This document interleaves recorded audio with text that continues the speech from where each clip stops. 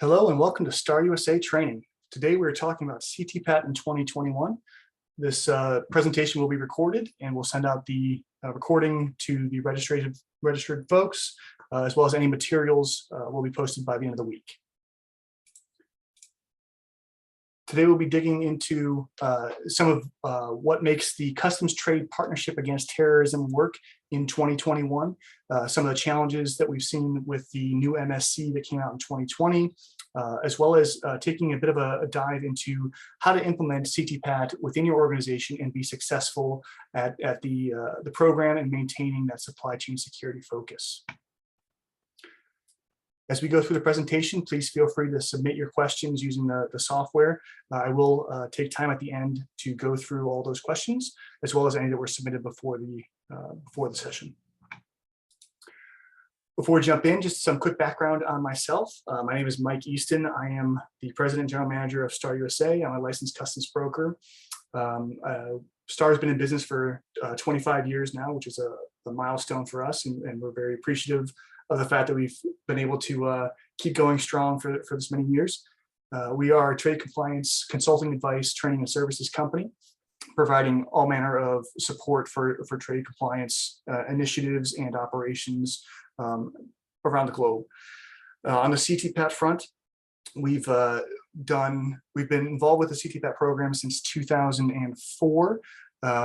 We've done validations in many countries, including in Asia, several in Asia, a couple in South America, and I can't even count how many in North America, including Mexico.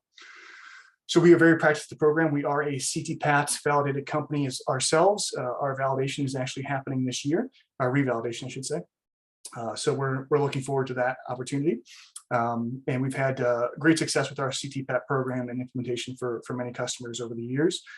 Today's session is really about trying to give you some of the important backgrounds and elements that will help you build out your own internal programs.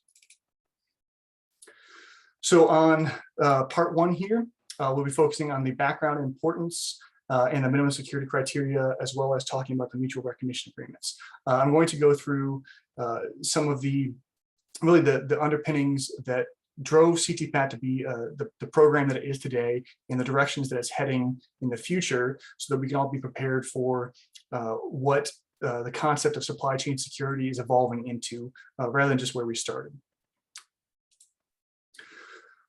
But first, we need to take a look at the numbers. As all of us know, 2020 was a challenging year for international business due to the global pandemic.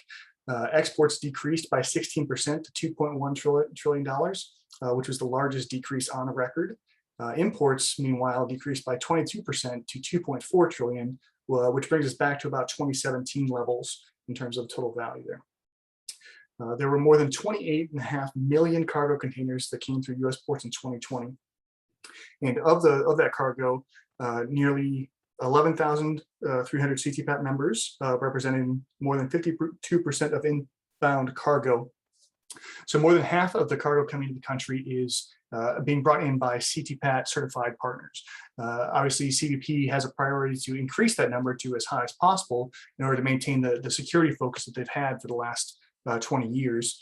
The challenge here is that 28.5 million cargo containers. That doesn't account for parcel or other forms of imports, but that volume is just too large for CBP to police that themselves. And as we've seen since September 11, 2001, those terrorist attacks have led to a dramatic shift in the way that we perceive trade across borders. The CTPAT program was developed directly in the wake of the terrorist attacks, as the US government realized that one of the biggest vectors for attack would be smuggling goods into the US and using them for terrorism purposes. On top of that, they have the challenges of contraband and other forms of smuggling, including human smuggling, that they're trying to combat to reduce the overall risk of people taking advantage of the weaknesses in supply chain security. So to combat that, what they did was invited the trade community, the importers themselves, and said, okay, We don't have the manpower in our organization alone, but we want to create a program where you are incentivized to participate in this concept of supply chain security. And from there, they grew, starting with the automotive industry, to develop a regimen for critiquing and analyzing and assessing your supply chain to evaluate and pinpoint those risks. There were more than 1,000 CTPAT members joined during the first year of its implementation. And we are approaching 20 years of substantial advancement in worldwide security efforts. CTPAT was actually a model for many of the current AEO safe framework programs and other supply chain security programs that are implemented in countries around the world. We really kind of paved the way. Some of those programs have advanced beyond us in the meantime, but we're catching up again with the technology components that are being instituted, as well as the new implementation of the minimum security criteria in 2020. So the concept of CTPAT is really about achieving security through cooperation. As I said, they brought the importers to the table and worked with them to develop a regimen that would allow them to be accountable for their entire supply chain from point of origin all the way to arrival here in the United States, focusing on the concepts of prevention, shared responsibility, security awareness, and efficiency. Obviously, efficiencies being driven by the industry side. Any delays and security-related delays are problematic for international business. So minimizing that downtime was a top priority, and you'll see that reflected in some of the benefits that the CTPAT program offers. Prevention, meanwhile, really helps to benefit that shared goal of ensuring that we don't have, or that we minimize the risk of things like terrorism or contraband smuggling or human trafficking.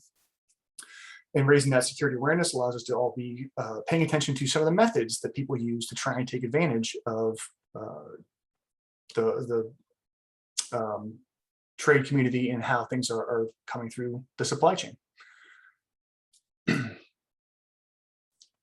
The CTPAT member types, it started with just importers, but it rapidly rolled out to sectors, basically broken down into industry sector, transportation sector, and then services sector. Obviously, with industry representing the largest bulk of CTPAT members, 53%. And that group includes importers, exporters, and foreign manufacturers in Canada or Mexico. The transportation segment, which obviously is responsible for handling and actually moving the cargo as it goes from origin to destination, it represents about 31%. And then service providers, including customs brokers, consolidators, 3PLs, and port authorities and terminal operators, represent the remaining 16% or so. Each one of these member types has their own specific eligibility criteria and then minimum security criteria. And they all work together to form this entire supply chain, where if you have end-to-end CTPAT validated security, you can be reasonably assured that steps are being taken to minimize the risk of any sort of incidents happening.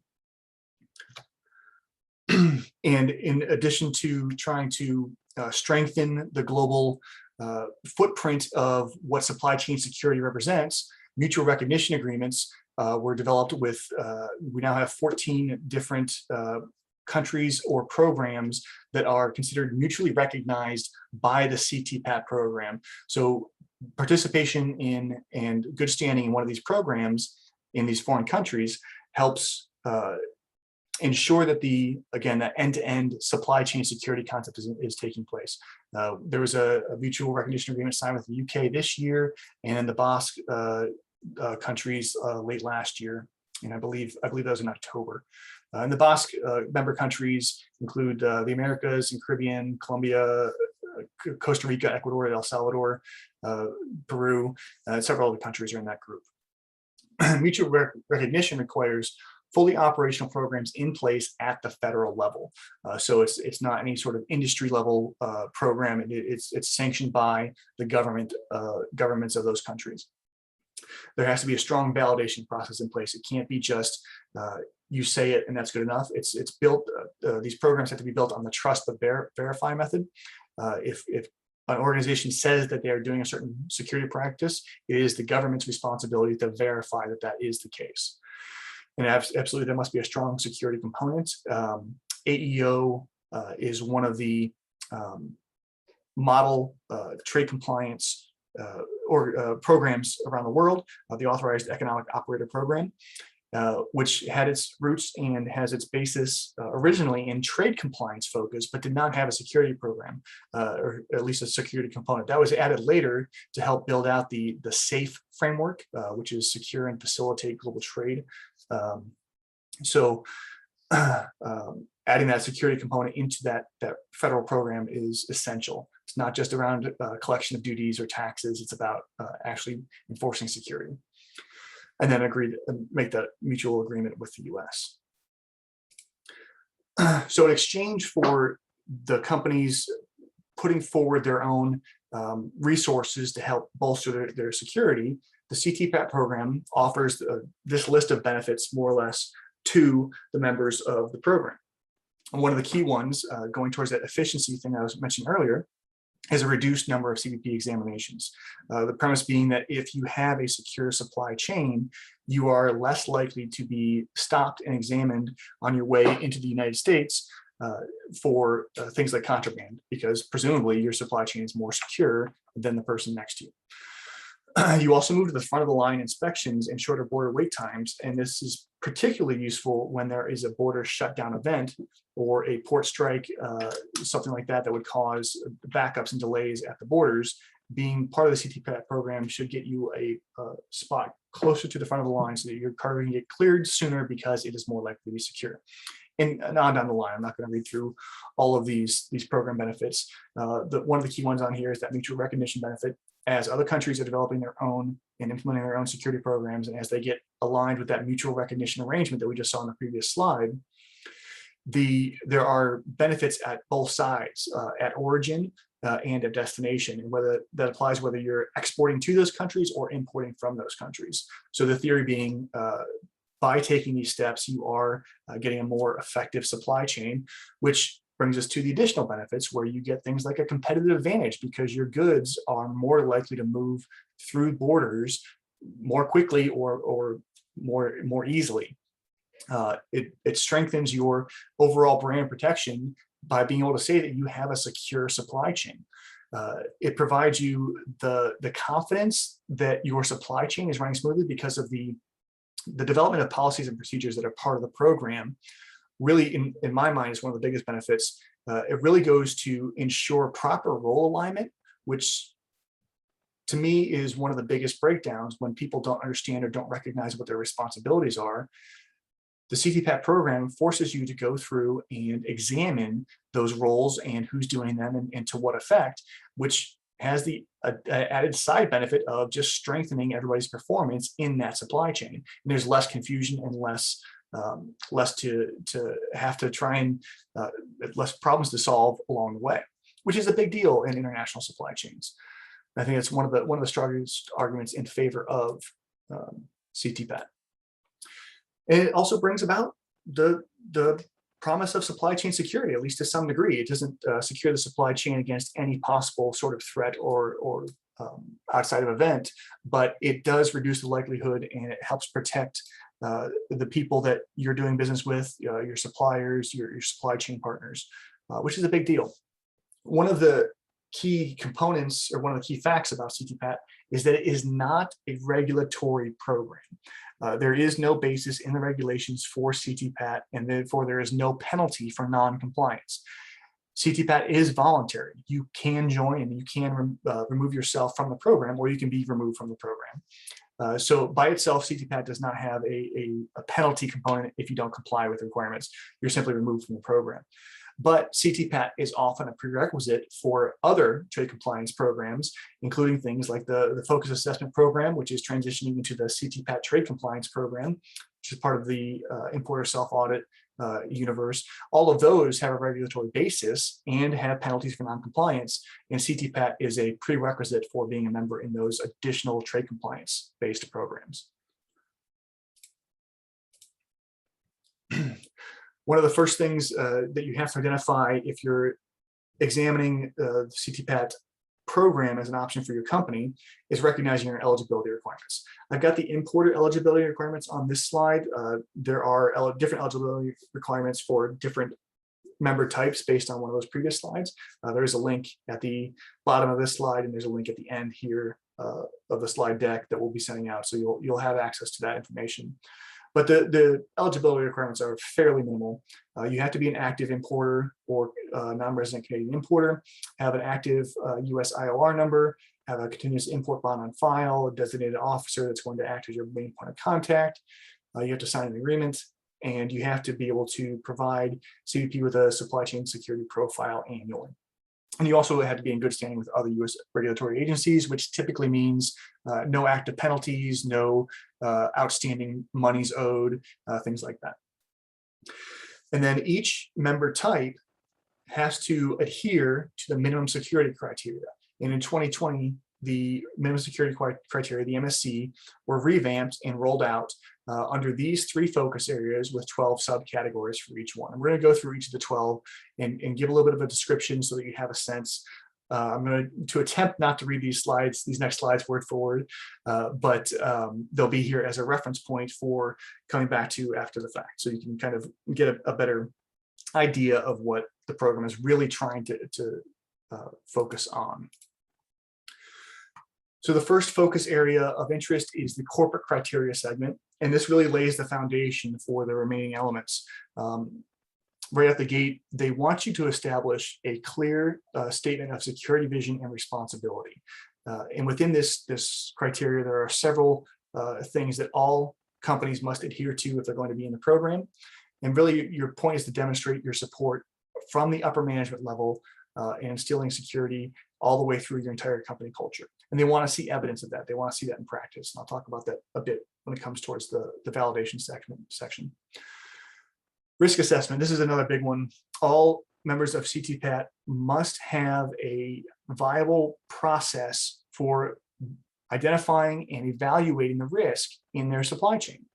And they want you to focus on factors that are part of your industry. There is no one size fits all. They're very adamant about sticking with that mentality. They're not expecting you to do the same thing as the guy down the street, or they don't want every broker to follow the exact same regimen. They want it to be tailored to and specific to your individual supply chain. And if you don't go through the exercise of identifying where your biggest risk vectors are, you're not going to have a solid response protocol to addressing those risks. So they want to know what your process is and how you implement it. They need you to be talking to your business partners, because this is the goal of the program is to be origin to destination. They want your business partners involved in your supply chain security program, and they want you to be actively talking to them about their security practices, identifying where potential risks might develop. If you have a particular supplier that is maybe a couple of years in business and they don't have all the infrastructure in place that some other more established companies do, that provides a better opportunity for any bad actors trying to take advantage of your weakened supply chain. Cybersecurity is one of the new sections that was added in the 2020 as a specific focus in using the term cybersecurity for the first time in CTPAT. CBP is recognizing the important role of maintaining system integrity, particularly now that there's a lot more reliance on technology to accomplish our work.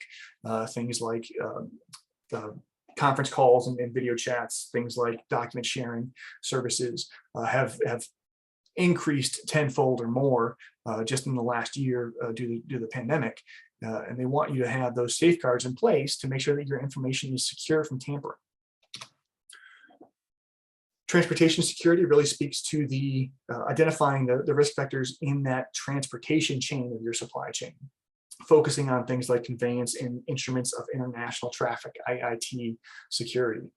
Smuggling obviously is one of the biggest, greatest risks facing in the supply chain, and taking steps to mitigate that risk of smuggling via proper security protocols on your conveyance and your instruments of international traffic really helps reduce that.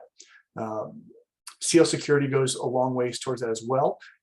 Having proper seal controls and good instructions on how to test the security of the seals, making sure that they are high security seals using a specific PAS ISO 17712 standard.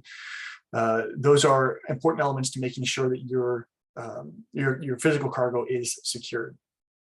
Backing that up, they want you to have strong procedures that identify proper roles and responsibilities and processes for ensuring that the cargo is going to remain secure, so that you can recognize when there are deviations from that process, because those deviations are a potential risk factor. And also new in 2020 is the agricultural security section. This doesn't really change the existing regulations regarding things like ISPM 15 or the wood packing materials rules that we have in place. The goal here is to protect the U.S. agricultural industry by preventing the introduction of foreign animals and plant contaminants, things like seeds or bugs that can destroy environments. Here in Ohio, the emerald ash borer has torn through our forests over the last 30 years, and there's the ash trees, those forests just no longer exist. Those things can be devastating to the environment in the natural habitats. We also have the algae in the Great Lakes that are very, very destructive. So the point of the agricultural security section is to reduce the risk of those contaminants being introduced to the environments incorrectly. And then the last focus area of the minimum security criteria are the people and physical security. So we've identified what the program is supposed to look like from that corporate security. We've looked at the elements, the characteristics of the supply chain in that transportation security segment. And now we're focusing on the people that operate within that in the places where they work. So we have things like physical security and physical access controls that deal with how people get in, what happens when people are inside your building, or do they have visitor badges? Can you readily identify them? Is there any sort of barrier to somebody walking onto your property? Is there a door? Do the doors work? Do you have walls? Are there holes in the walls, which we've seen in places? Making sure that you're addressing those concerns. Personnel security really deals with having processes in place to ensure that people that are filling sensitive roles are reliable, or at least have been vetted. And sensitive roles in the definition of CTPAT is very, very broad. You're looking at shipping folks, receiving folks, mailroom, any drivers, dispatch, security guards, people that handle load assignments, people that do conveyance tracking, people that are responsible for seal control, anybody that touches the cargo before it goes into the container, anybody that touches the cargo as it's coming out of the container. All of those people are part of your personnel security.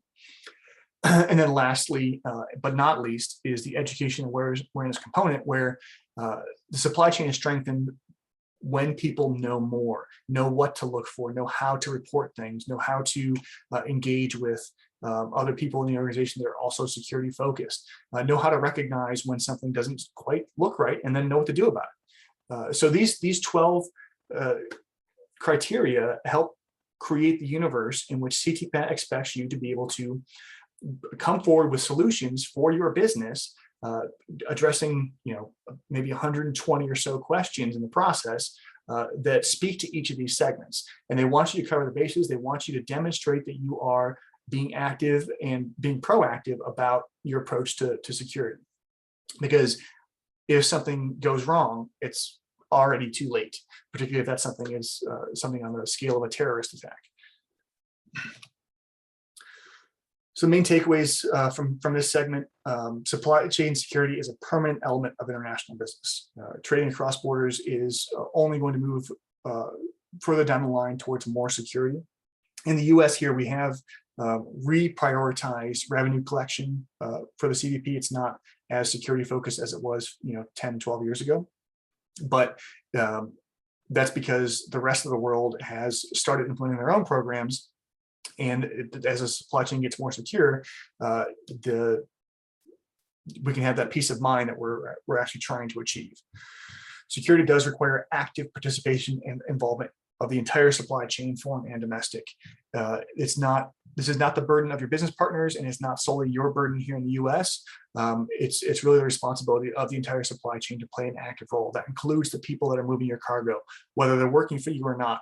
They're part of that supply chain, whether they're contracted by you or not. And security is absolutely a baseline expectation. It's fundamental to the question of, are you going to do business with me?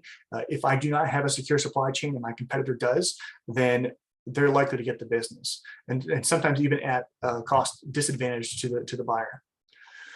Companies that are trying to expand and succeed have to have some solution to supply chain security. Maybe they're not in a CTPAT program, but they're going to have to be able to demonstrate their supply chain security practices, but because their customers are going to be in CTPAT, or their customers are going to be in an AEO program, or one of the mutually recognized programs that are out there. So you have to have a solution to the security question.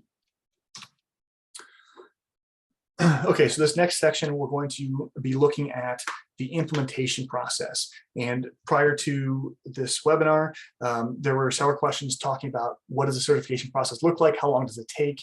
What does validation look like? We're going to attempt to kind of touch on all of those. We're not going to be able to go into the details that I know some of you really, really want, but I would absolutely encourage you to post your questions that I will get to later if you have a specific question about your organization or about a certain approach. But we will talk about certification, the risk assessment process, at least in brief, supply chain partners and their role and your role with them, validations, and then we'll take a look at some of the best practices that were recently published. So the certification process in my world, it really breaks down into three basic phases. Your first phase is that internal commitment phase where you are gathering all the facts and information that you need to see if your companies are even going to be able to put forward the effort to join the program. You don't want to go straight to certification before you verify that you've got the policies in place, or that you're at least working on them, that you've got the support of management, that you even recognize what the minimum security criteria are. Again, all these, the minimum security criteria, there's links at the end that you can review those for your business type. But you really have to have that internal organization piece solved. And CTPAT, because of the way that it's structured and because of the intentions driving the program, cannot be done by one department alone. Or in some cases, I've seen one person having the full responsibility of CTPAT, which is just a recipe for disaster, and it's a huge mistake because they don't have one single person, and typically an analyst or lower level person, doesn't have the clout they need to marshal the finance teams, take the steps that they need to verify that the payments are happening the way that they're supposed to, or that the tech teams are implementing the proper cybersecurity procedures that document what sort of systems are in place. You need to have that cross-departmental commitment from the management level, with everybody recognizing the importance and the commitment that CTPAT takes. And that process, in my world, can take as little as 30 days. But in reality, I've seen it take 60 days, 90 days. Sometimes people just never get there. They can't get that internal commitment. So I would very, very much encourage anyone that is looking to join the program or rearrange their internal team commitment is to create a CTPAT security committee or something to that effect, form that team of cross-departmental, cross-functional areas that can meet and discuss and develop action plans. Because your supply chain security specialist from CBP is going to want to see what steps you're taking, what conversations you're having, who's involved in those conversations, and what sort of changes have been implemented from year to year. And they document that evolution over time. So when it comes time for the validation every 4 years, they will have a pattern that they can fall back on. If your pattern is no updates in 4 years, they know that you're not putting forward the effort to either at least maintain your program or otherwise document the processes that you have in place, because your business practices have absolutely changed during those 4 years. And they look for that evidence of change.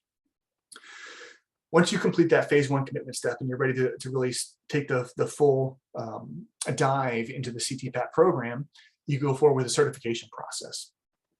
You have to initiate your supply chain risk assessment. We'll talk about that in the next section, but you have to have identified where your risk vectors are and why they are risks and what you're going to do about them. Once you've got that process at least started, if not fully completed, you can apply to the CTPAT program. Depending on the complexity of your supply chain, the application process and the supply chain security profile for the first time could be kind of a big undertaking. But assuming you had all your ducks in a row coming into this phase, you can achieve initial application completion within about 30 days, and then the supply chain security specialist, the SCSS, will respond within usually 60 days, sometimes sooner, actually more often sooner, with any requirements or recommended actions. Requirements are must fixes that you have to implement before they will admit you into the program. So if you have any required actions, you must correct those things.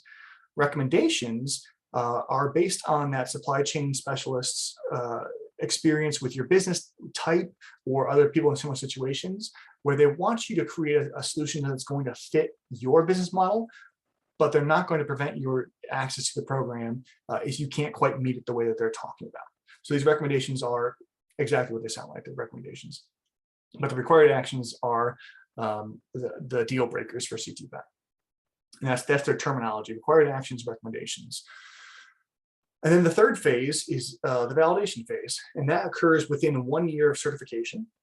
And it will involve, for your first validation, it will involve your primary place of cargo receipt here in the US for sure. And it may also involve one of your foreign suppliers. For your revalidations, it's more common to involve both a domestic facility and a foreign supplier, though not every time. And it does vary by business type and volume. The location selection is going to be determined primarily by your business practices. If you have one shipment a month from Europe and 30 shipments a month from China, the China supply chain is much more risky, and they're going to pick somebody involved in that supply chain. Maybe not the foreign supplier, because CBP and China don't get along too well, but they will go to the highest volume. They're not going to go with the lowest, the easiest one, the one you want them to pick. They're going to go with the ones that you do the most business with. They will work their way down the chain if they've already done a validation at that foreign site on behalf of another CTPAT member, or if they have other evidence of that person's compliance in a supply chain program.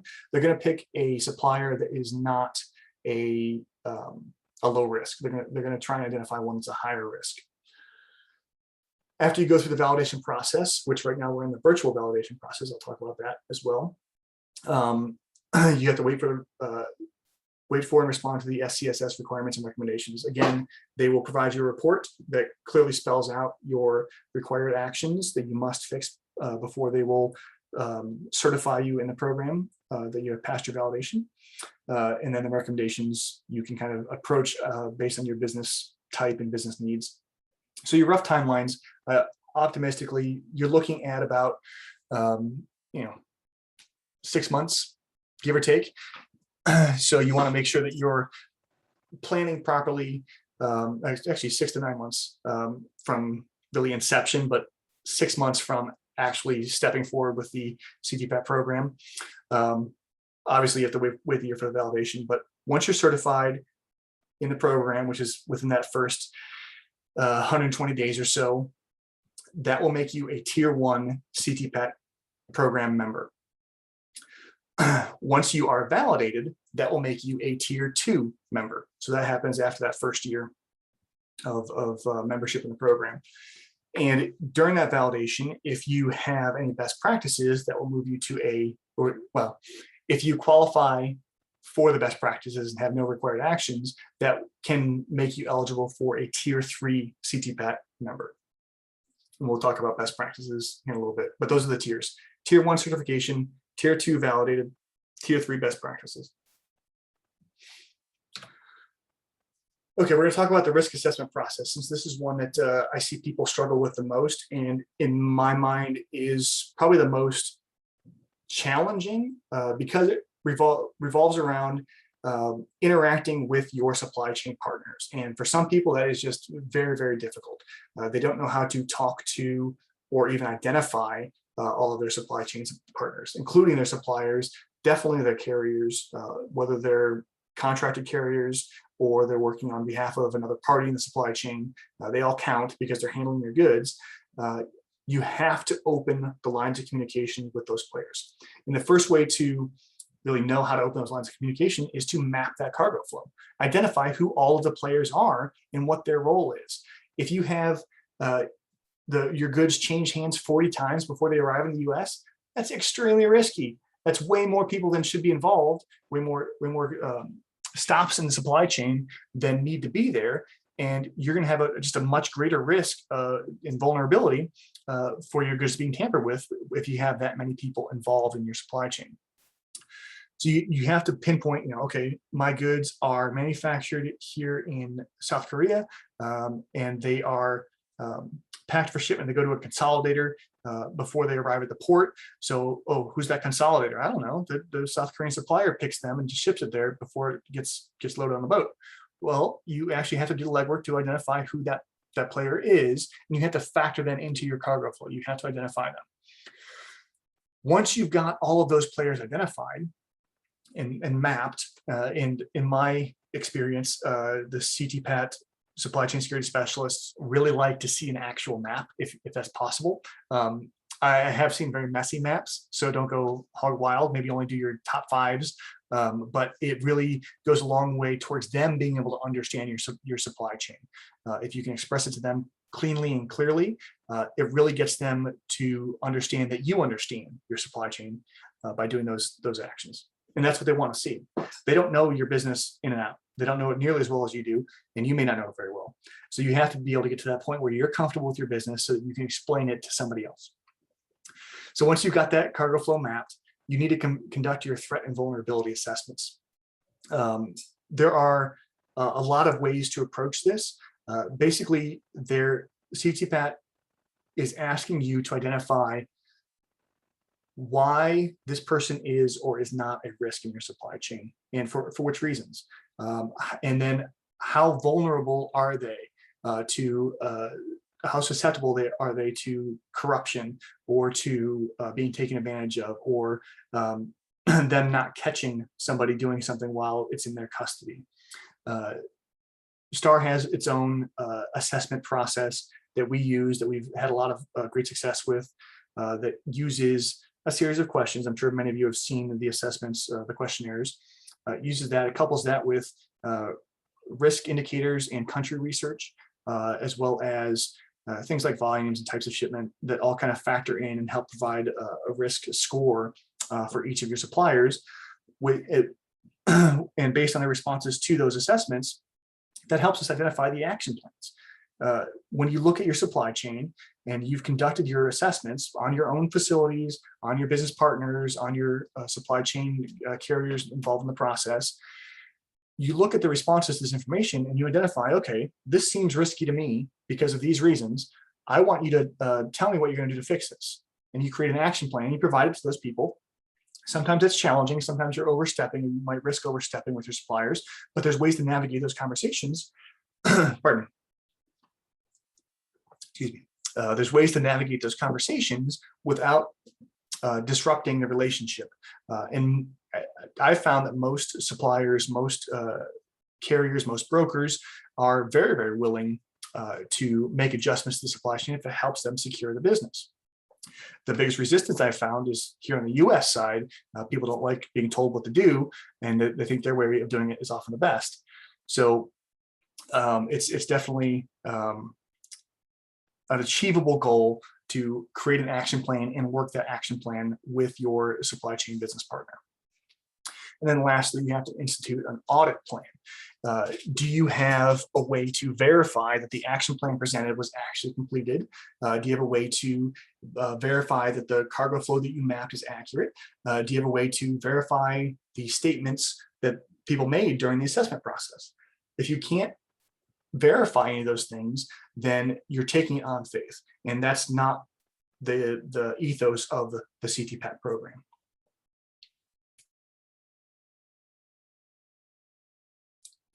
Pardon me there. And I do have a question here on mapping cargo flow. It says, we typically map out each supplier. Is that necessary? It is appropriate for you to map out the supply chain from point of origin to destination, or at least to arrival here in the US on a supplier by supplier basis. So absolutely, I would recommend that. How you represent that or how you account for that and how deep you go into that supply chain is going to depend on the particulars of your business. I can absolutely see an argument for a very complex supply chain, identifying down to people by name that are involved in the process, if it's that risky of a supply chain, or if it's that essential to the overall business responsibilities.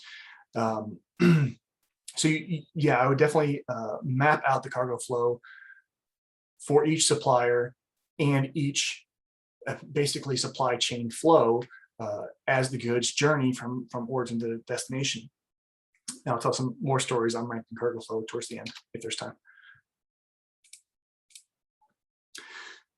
When looking at your supply chain partners, and I kind of touched on this already, but you want to make sure that you're addressing the inquiries regarding their internal security practices.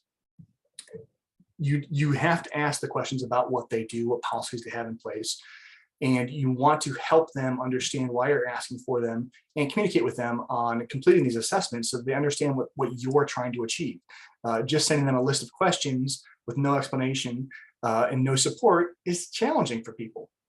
And we're all guilty of that. I mean, the supply chain of 500 people involved in the equation, you're not going to be able to handhold 500 people as they walk through the assessments, but at the same time, you want to make sure that they understand where you're coming from. You want to make sure that you're providing evidence and supporting documentation, either directly in your annual security profile, or at least having it on file for your own reference in case there is an issue where you can identify, okay, this is what you said was happening, but we had this problem. How could this possibly have occurred? I need you to provide me evidence. I need you to show me proof. You want to have in your contracts specific language that addresses how you expect your suppliers or supply chain partners to adhere to your security requirements. Particularly when you're acting as the buyer, you've got all the leverage. You need them to adhere to your requirements if you're going to buy from them. And that should be set up and established at the contract level. Before you even get to the point of conducting assessment, they need to understand before going to business that this is going to be a deal breaker for me. If you say that you're not doing these things, I cannot do business with you. Or if you say that you're doing these things and I find out that you are not, my contract with you is now null and void. I do not have to pay you for these goods. I do not have to pay you because you have put my supply chain at risk. And you want to make sure that you're focusing on your security practices within your supply chain and with your supply chain partners. Make sure they're aware of the high security seal requirements. Provide them the seals in some cases if necessary, all to your suppliers or to your carriers that are involved in the chain. Make sure you know where those seals are coming from. Use numbered seals. I've worked with companies that have branded seals, which is a great tool. Make sure that they understand what container inspection means to you. Provide them the documentation or checklists that they can use to implement in their own organization. Help them with the procedures and conduct visitations. Actually go and physically visit them and verify that what they told you was correct. You should go there anyways for quality purposes or for other interests, maybe even for growing business with them. But when you're there doing any other kind of a visit, conduct a supply chain security evaluation while you're on site. Take advantage of those opportunities and then save that documentation, save that evidence for use with your annual security profile and your own validations. So the best practices framework, this was published last month in July of 2021, that helps create at least an understanding, if not a guide, for how best practices work within the CTPAT program. The requirements that you must have are senior management support. If you do not have senior management support, there's no way that you will have a best practice. And in many cases, you may not even pass a annual security profile or a validation if the specialist does not see evidence of that senior management support. You've got to be able to demonstrate your evidence of implementation. It feels pretty self-explanatory there. Your best practice has to be innovative to your business, process, or technology that helps enhance the perspective on supply chain security. It must be innovative in some way. You must have documented processes, and you must have a system of checks, balances, and accountability. In addition, you must otherwise meet all of the minimum security criteria for your business type based on the minimum security requirements. You must complete a validation with no actions required. And this is a tricky one for a lot of people because it means that they have to have hit every single must in that minimum security criteria list, most of the shoulds, and done so cleanly, not have any sort of deficiency in that practice. So if you have an action required on your validation, that means that you cannot be a tier 3 best practice CTPAT partner until your next validation. Maybe you can get it cleared following the validation, but I've not seen it happen. You're typically waiting up to 4 years, and you absolutely must demonstrate at least one best practice. We have helped tier 3 companies achieve best practice certification. It is always challenging. It is always different per business type. You definitely want to recognize what makes your business type unique and in terms of a risk profile, and make sure that you're speaking to that directly with your security practices. You can't have a canned response when you've got a unique business situation. They want to see cross-team support, senior management especially needing to be involved, and they want you to demonstrate that level of commitment. And they want it to be evident not just at the time of validation, which is when most people marshal all of their efforts. Tier 3 partners will have evidence that commitment through each of the annual security profiles preceding, with good information that has been updated year over year, that looks like it's being paid attention to, good documents uploaded that are current and meaningful and actually reflect the business is following the practices that they said they were. That's your best ticket to best practices. They're not going to give you a checklist of things to do. So this is the closest you'll get, and there is a download for this, that document that they published. Okay, so before we jump into the resources and questions and answers and things like that, I do want to mention that we, as Star USA, we help companies identify gaps in their supply chain security programs, or their supply chain trade compliance programs. Getting my terminology mixed up here. And we actually developed and help provide you a scorecard that pinpoints where your biggest problem areas are when it comes to trade compliance. Making sure that you're paying attention to the right factors and have the right resources allocated. That's typically the problem, is you don't have resources allocated to that particular area. So we help you identify what those resources are, what sort of information they need to have to help them succeed. So if anybody's interested in getting a trade compliance scorecard, please definitely reach out to us, because we'd be happy to look at your trade compliance program. There's a list of sources that you can reference after the session's over. And now we'll jump over to your questions. Okay, so the earlier question that was submitted was about the mapping the cargo flow.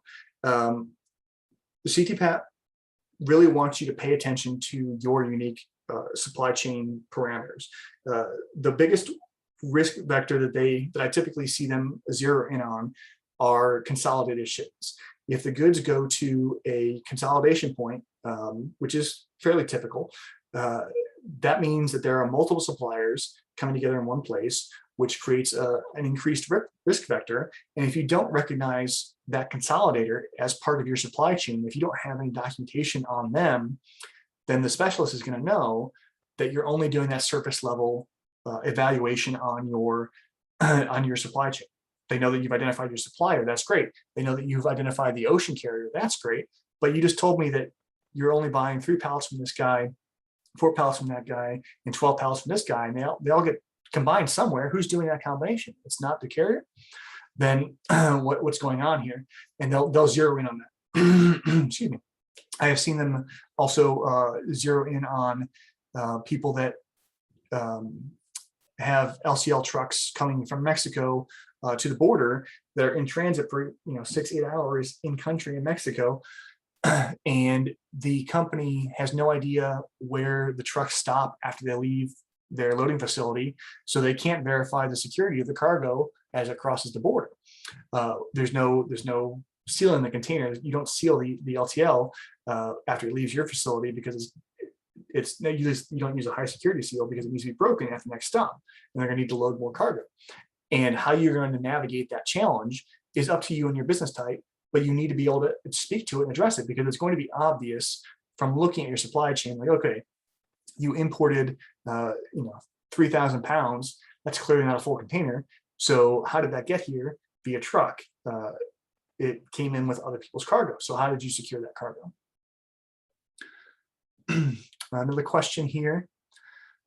If you're mostly importing via air and only a few FCLs per month, at what point should you consider becoming CTPAT? How many containers per month a year, since it only matters for FCL, not LCL or air? CTPAT absolutely does matter for LCL and air shipments. The approach is different, and certainly the volume and focus are are much more heavily geared towards ocean containers.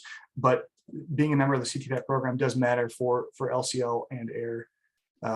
So the question is really based around how much activity per month, and I have a follow-up question here about what about one-time shipments. The justification for joining the CTPAT program is rarely around the amount of volume you have. The most common reason I see people joining the CTPAT program is because their customer or their supplier needs them to be in the program. Particularly if you're in the automotive industry.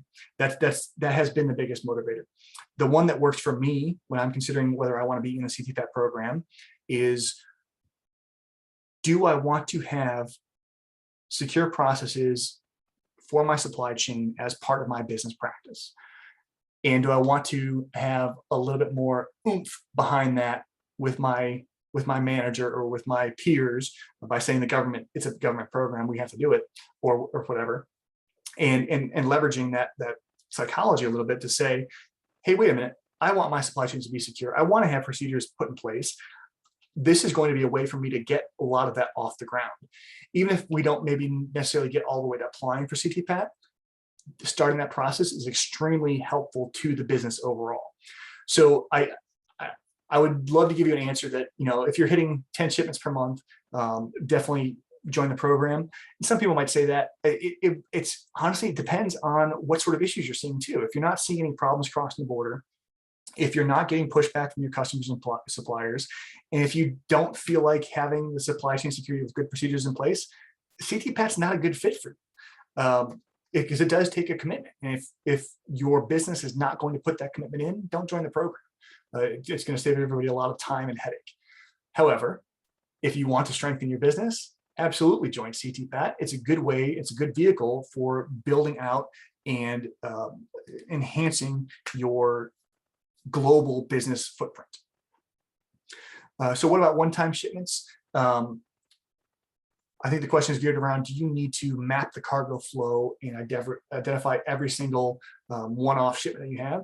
And the answer is pretty much no, depending on how frequently they are. If you have 30 one-time shipments per month, all from different suppliers, that's a risky supply chain. And you're probably not going to be able to join the CTPAT program just from a sheer inability to really verify how secure your supply chain is. They're not going to just let you in because you say, I want to be in the program. You have to prove it. But if you've got a one-off shipment, happening, once, twice, 3 times a year, you don't need to do a full deep dive on every single one-off supplier. I would recommend identifying that this occurrence has happened so that you can monitor whether or not we do need to send an assessment to them in the future. Like, okay, well, this one-time shipment from last month is now a 2-time shipment from this month. Is this going to be a 3-time shipment next month? So how are we going to make sure that we're getting them in the program and paying attention to what their supply chain practices are? But volume plays a big factor in that risk calculation process. And if you have a one-off shipment, your risk footprint's just really reduced. If you're buying it from a sketchy place or from a sketchy supplier, that's a different story, but you use your best judgment. We do use CTPAT assessments to help vet potential buyers in a lot of cases that seem a little bit suspicious. Usually on the export side, there are, there's things like the BIS 711 form that you can have your suppliers complete, the end use certificate. But having them complete a supply chain security questionnaire is a huge deterrent for bad actors. It's also a semi-deterrent for potential business, but it helps you really get a sense of whether or not they're pulling one over on you by their responses. Their responses have to make sense. And you have that extra opportunity by using the assessment to say, okay, these guys look legit, or at least I have something to fall back on that says I did my due diligence. And that's where, even for one-offs, doing a dive of some kind does make sense. Or if you've got a huge shipment coming, that's another good reason to a mission critical shipment that you're rushing. People tend not to pay attention to security during rushing. That's a good opportunity to go back and kind of identify who all the players were and what their role was in case something does come up later. Based on the questions that were submitted before the session, where are we on time? I lose track. 5 minutes, okay. There were some questions around the HR arena and HR's role in the supply chain security process. So HR does have a role, and in validations, I highly recommend they be at the validation for at least part of it. You want to speak to what sort of verification you do on employees that you're hiring. So what sort of background checks or screenings or drug testing, things like that you do before hire, which are not legal in some places. So you just answer that truthfully, like it's not legal here, so I'm not going to do that. They also want to talk about your keys and access issuance policies, like how people get access to the facility. Is it on their first day they get a key, a master key to the whole building? Or do they have a coded fob that allows them into just the part where they're doing the job? They also want to know if you're doing screenings on people based on job function. So if you periodically rescreen, if somebody gets promoted to or moves over from production into accounting or something like that, did you check them? Did you do another background check? Do they want to move over to accounting because they're in debt or they've got some sort of problem and it might show up on a background check? So paying attention to those sorts of factors is a key role. In HR, the other big one is termination. Did you get back all of the equipment, uniforms, keys, access, credentials, all that stuff? Did you get all that back when that person quit? And is there proof of that? There were some more questions on the virtual validation process. I wish I could give you a very thorough rundown. There are virtual validation FAQs on the website. In my experience, the FAQ is kind of useless on the CTPAT website. In my experience, the virtual validations are extremely driven by documentation. If you don't have documents, they've got nothing else to look at. So they're going to find the problem there.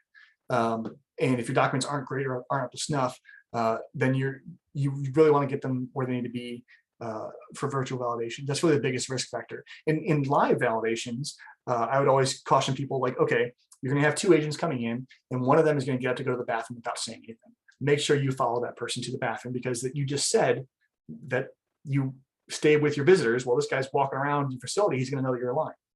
Making sure you do all those kind of checks, but that doesn't happen with the virtual validations anymore. If they get up to go to the bathroom, they can. And on the virtual validation front, CVP is putting out a webinar next week. I want to say I got the alert for on August the 18th. There is a virtual validations webinar being put on by CVP. And I will attempt to find the link for that and make sure that gets sent out in an email at the end of this week. I think I forgot to mention at the top, this webinar is eligible for a CCS credit or CES credit, whatever it is.